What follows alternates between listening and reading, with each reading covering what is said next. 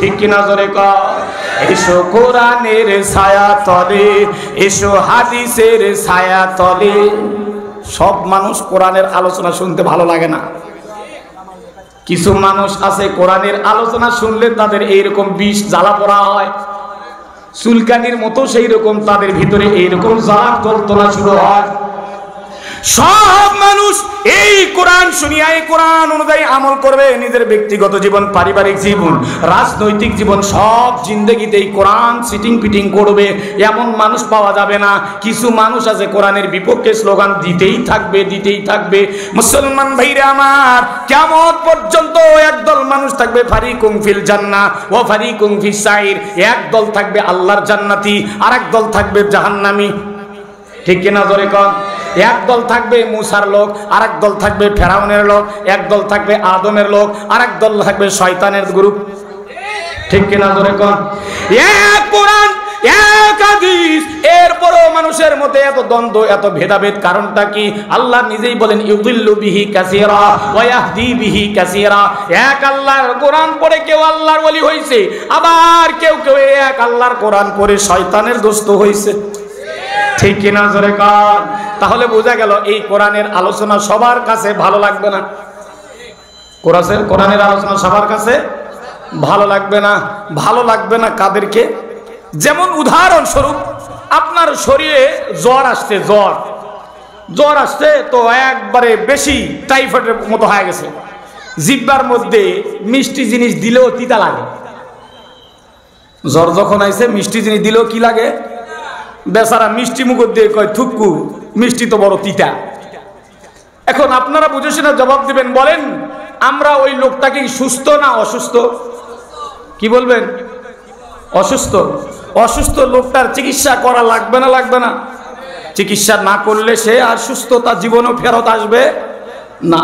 ঠিক তদ্রূপ ভাবে কিছু মুসলমান নামধারী মুসলমানের সাইনবোর্ড লাগায়া মুনাফিকের মতো কাজ করবে, বড় স্লোগান দিবে, আমরা বড় মুসলমান, আমরা কোরআনের পক্ষে আছি, আমরা হাদিসের পক্ষে আছি, রাসূলের পক্ষে আছি, ওলামায়ে কেরামের পক্ষে আছি, এই রকম স্লোগান দিবে। মুসলমানের সাথে মিশে তাল মিলিয়ে মুসলমানের সাইনবোর্ড লাগায়া কাজ করবে, কিন্তু ভিতরগত অবস্থা এমন হবে মুসলমানদের শত্রুতামি করা ছাড়া তাদের কোনো দ্বিতীয় রাস্তা থাকবে না। ঠিক কিনা জোরে কও। বর্তমান সময়ে বাংলাদেশের মধ্যে যেখানে জুলাই অভ্যুত্থানের পরের থেকে সব সেক্টর থেকে যখন বৈষম্য দূর করা হচ্ছে, ঠিক সেই মুহূর্তে বৈষম্য বিরোধী ছাত্র আন্দোলনের নেতৃত্ব দানকারীও সামনের থেকে অগ্রসর ভূমিকা রেখেছে। চরমনার ফয়জুল করিম দামাত বারাকাতুহুম, এই আপনার বৈষম্য বিরোধী এই ছাত্র আন্দোলনের মধ্যে উনি এইরকম 144 ধারা জারি ভাঙবে, এরপরে সর্বপ্রথম এই আন্দোলনে নেমে পড়েছিল।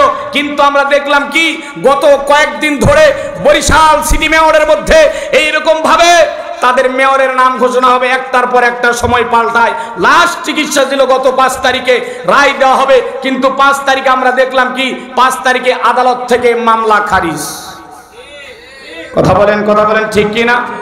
সোশ্যাল মিডিয়ায় ভাইরাল, ঢাকার এইরকম ভাবে মেয়র নিযুক্ত হলো, চট্টগ্রামের মেয়র নিযুক্ত হলো, কিছু সমস্যা নাই, সমস্যাটা শুধু বরিশালে দেয়।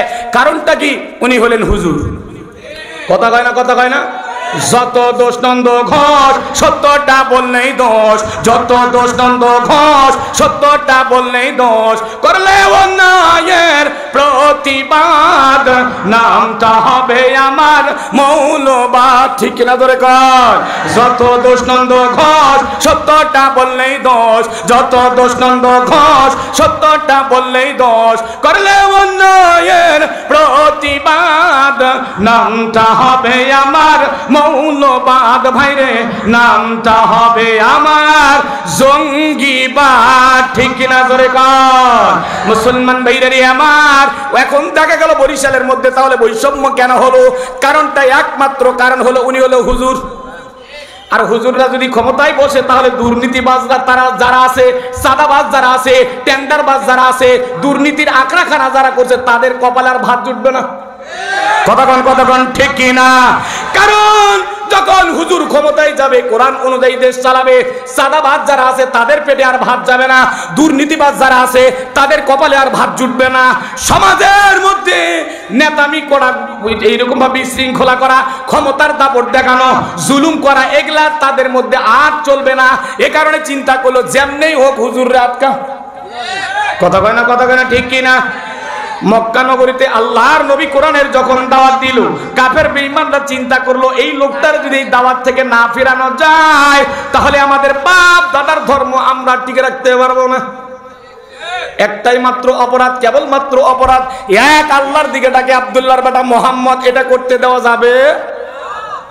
মুহাম্মদ সাল্লাল্লাহু আলাইহি সাল্লাম সব কাফেররা কইল আলামিন, বিশ্বাসী। ওনার মতো ভদ্র নম্র আদবওয়ালা মানুষ তৎকালীন সময় মক্কার আশেপাশে কেউ নাই। যেদিন থেকে নবীজি কালেমার দাওয়াত দিছে সেদিন থেকে ওনার মতো খারাপ মানুষ মক্কা তার একটাও নেই। ঠিক কিনা জোরে কর? কারণটা কি?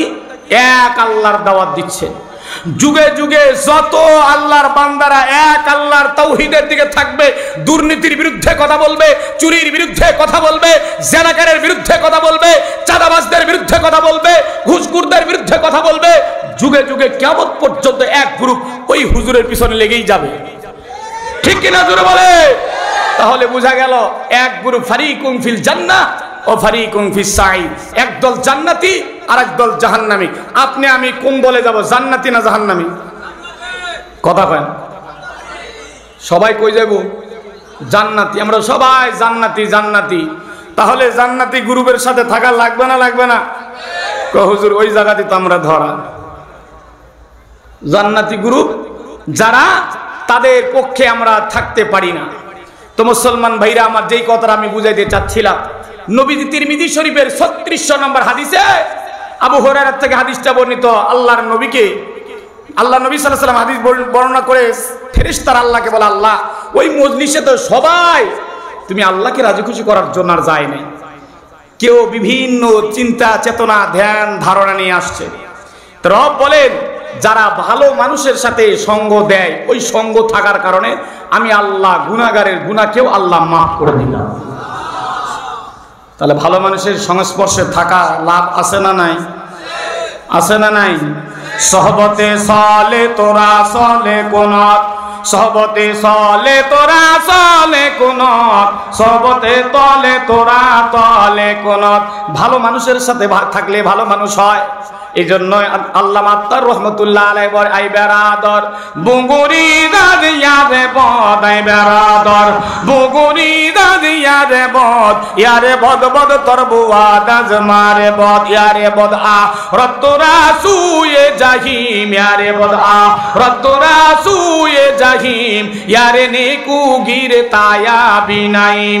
মুসলমান ভাইরে আমার, আল্লামা আত্তার রহমতুল ফরিদউদ্দিন আত্তার রহমতুল্লাহ আলাইহি বলেন, আই ভাই, আই আমাদের সঙ্গী, আমাদের বন্ধু, বুগুরি জাজিয়ারে বদ, খারাপ সঙ্গীত থেকে পলায়ন করো, খারাপ দোস্তর থেকে দূরে সরে থাকো, খারাপ নেতাদের থেকে দূরে থাকো।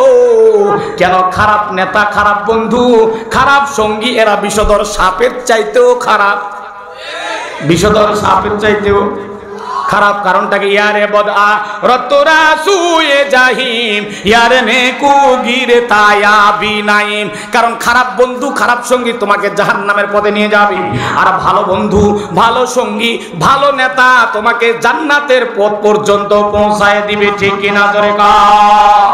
এই জন্য জান্নাতি গ্রুপ এক গ্রুপ, আর এক গ্রুপ জাহান্নামী। জান্নাতি লোকদের পরিচয় আমরা তুলে ধরব। মুসলমান ভাইরা আমার, আমি আপনাদের সামনে সূরাতুল আরাফের 96 নম্বর আয়াত তেলাওয়াত করছি। আল্লাহ বলেন, ওয়ালাউ আন্না আহলাল কুরআ আমানু ওয়াত্তাকাউ লাফাতাহনা আলাইহিম বারাকাতিম মিনাস সামাওয়াতি ওয়াল আরদ। আজকে বাংলাদেশ শুধু নয়, তাম বিশ্বে দেখেন কোথাও মুসলমানরা শান্তিতে নাই। কথা বলেন, কোথাও মুসলমানরা শান্তিতে নাই। শুধুমাত্র জুলুম নির্যাতনের শিকার মুসলমানরা হচ্ছে। এটার কারণ নবীজি আজ থেকে ১৫০০ বছর আগে বলে গেছেন। আল্লাহর নবী সাল্লাল্লাহু আলাইহি ওয়াসাল্লাম বলেন, শেষ জামানায় আমার উম্মতরা বিজাতিদের হাতে মার খাবে। সাহাবীরা জিজ্ঞাসা করলে, ইয়া রাসূলুল্লাহ, আপনার উম্মতের সংখ্যা কি বিজাতিদের থেকে কম হবে না বেশি হবে? নবীজি বলে ৩ গুণ বেশি হবে। এরপরও তারা মুসলমান হওয়ার পরেও বিজাতির হাতে মার খাবে। কারণটা কি? নবীজি বলেন মুসলমানের ভিতরে দেখবা কিছু লোভ চলে আসবে। 1 নাম্বার ক্ষমতার লোভ, 2 নাম্বার সুন্দর নারীর লোভ, 3 নাম্বার অর্থ সম্পদের লোভ, 4 নাম্বার পরস্পরের ঠেলাঠেলি। কথা চলে না? চলে না? পরস্পরের ঠেলাঠেলি আছে না নাই? মুসলমানে দেখেন ক্ষমতার লোভ কেমন ক্ষমতার লোভ। আজকে পার্শ্ববর্তী রাষ্ট্র ভারতের দিকে তাকা, কাশ্মীর দখল করার জন্য ভারতের তারা নিজেরাই আক্রমণ করে আর এক এলাকার মধ্যে নাম পালায় ওরা আক্রমণ করছে। ফিলিস্তিনের মুসলমানের দিকে তাকাও, গাজায় মুসলমানের দিকে তাকাও। গাজায় মুসলমানরা, নিরহ মুসলমানরা রমজানুল মুবারক মাসের মধ্যে যুদ্ধ বিরতি দিছে, সন্ধি হলো, এরপর মুসলমানরা নিশ্চিন্তে নির্দ্বিধায় ঘুমিয়ে আসে, সেহরি খাচ্ছে এবং কেউ কেউ রাত্রিবেলা তাহাজ্জুদ নামাজ পড়তেছে। হঠাৎ করে ওই ইসরায়েল বর্বর বাহিনী এইরকম ভাবে গাজায় মুসলমানদের উপরে আক্রমণ করলো, নিরপরাধ নিরস্ত্র মানুষের উপরে আক্রমণ করলো। ঠিক তো যেমনি ভাবে 2013 সালে স্বৈরাচার শাসক যেমনি ছিল, শাপলায় চত্বরে আল্লাহর বান্দারা জিকিররত অবস্থায় ছিল, নামাজরত অবস্থায় ছিল, নিরস্ত্র মুসলমান